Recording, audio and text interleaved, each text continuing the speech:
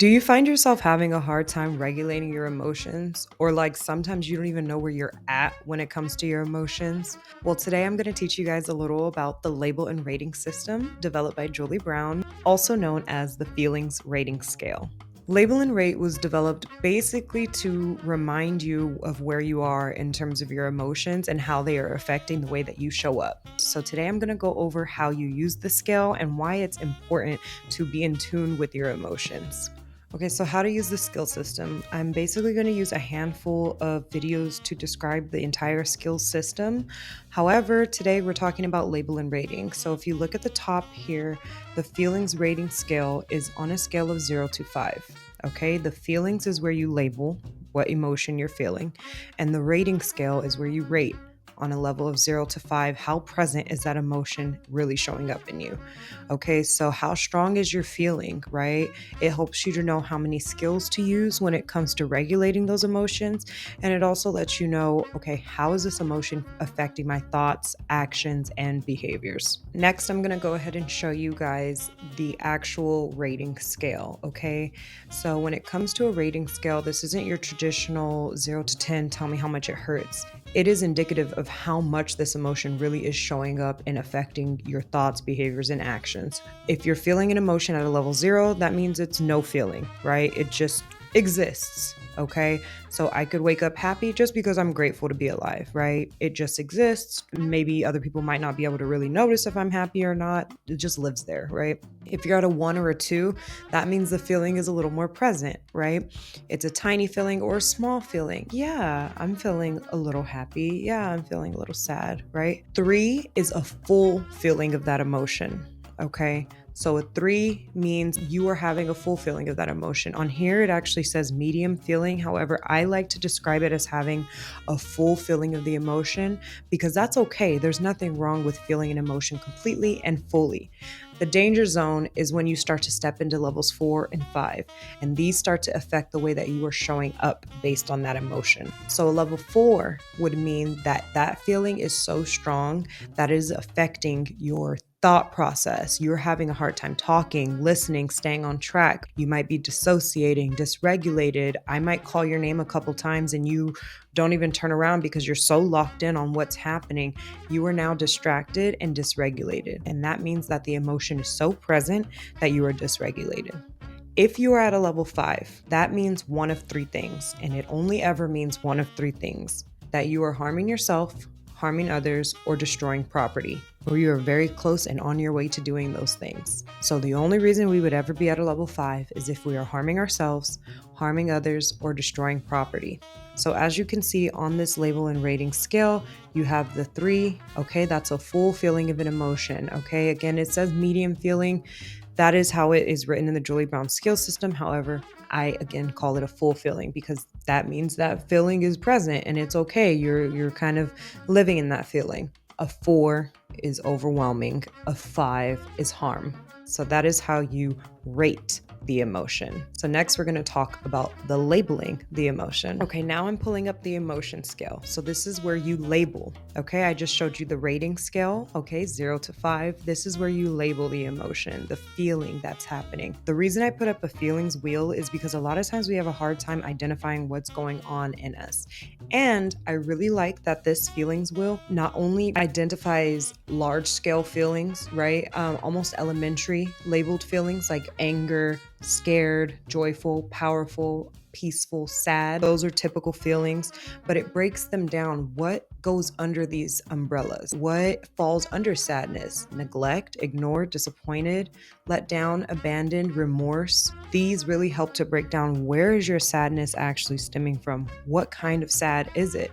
And the better you can identify how you're feeling or what emotion is actually happening within you, the better you can address what's going on, the better other people can show up for you, the better you can really tend to yourself and self-soothe.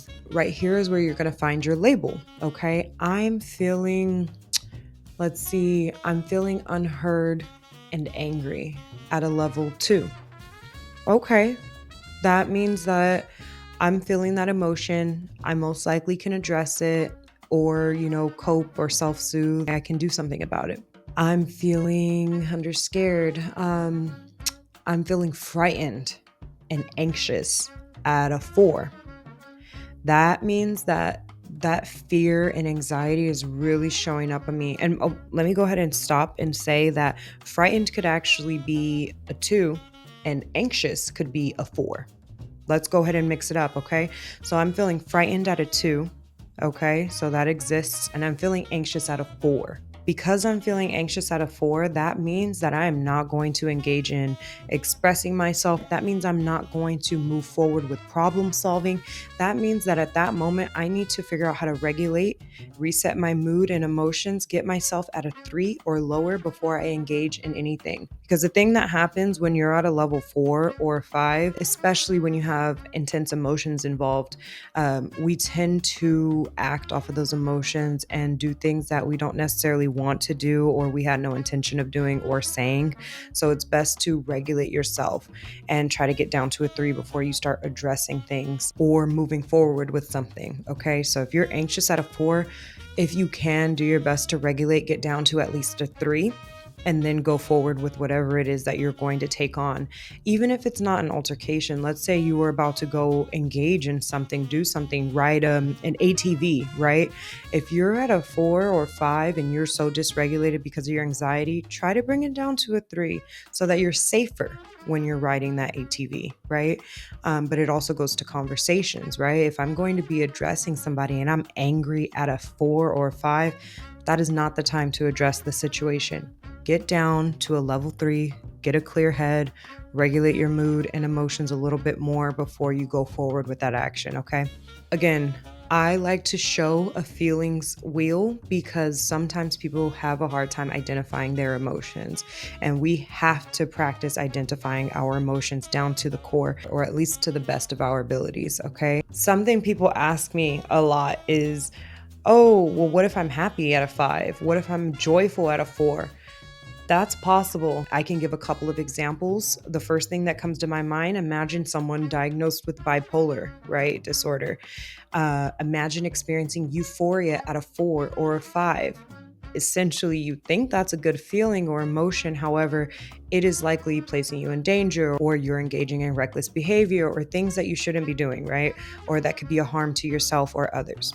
Another example could be if you're happy, right? Let's say I'm happy at a 5. How can that happen? How can you be happy at a 5? Well, guess what? I just won the lottery.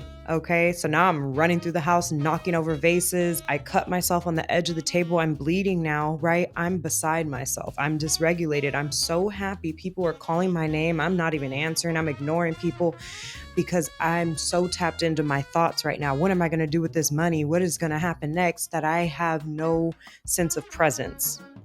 And that is dysregulated, right? So I say that to say, yes, you can be happy at a 4 or 5. You can be any emotion on this wheel at a 0 through 5. It doesn't matter. It doesn't discriminate. That's not how the wheel works. The wheel works to identify how an emotion is showing up in your body and how it's affecting your behavior, thoughts, and your actions, as well as your mood. So that is the feelings rating scale. I want to give everyone an opportunity to make an attempt at doing your own label and rate.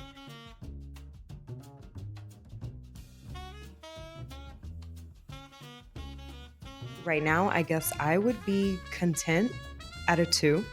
I'm feeling peaceful at a 2, and I'm a little excited at a 3. So that is my label and rate at the moment. I want you guys to practice tapping into your emotions. Print out a feelings wheel if you need to. If you want more resources, if you want to talk a little more about label and rate, let me know, or go ahead and go to the Julie Brown Skill System website. In the meantime, you guys practice your label and rate. Don't forget to like, comment, and subscribe, and I look forward to connecting with you all when the mind clicks. Let's say you're feeling angry at a 3. That's okay to express it. You're allowed to express if you're angry. Hey, what you did just pissed me off. Okay, that made me really angry and I'm not going to tolerate it. That's self-care, okay? Saying no is self-care. Setting a boundary is self-care. Telling somebody how they made you feel is self-care. Now, if your anger is, I want to punch this guy in the face and that's what I'll do if I see him, Well, guess what? Take a break, get down to a level 3, okay, before you go address this situation. And I promise you, you will increase the likelihood of getting your needs met by addressing it at a level 3 rather than when you're at a level 5.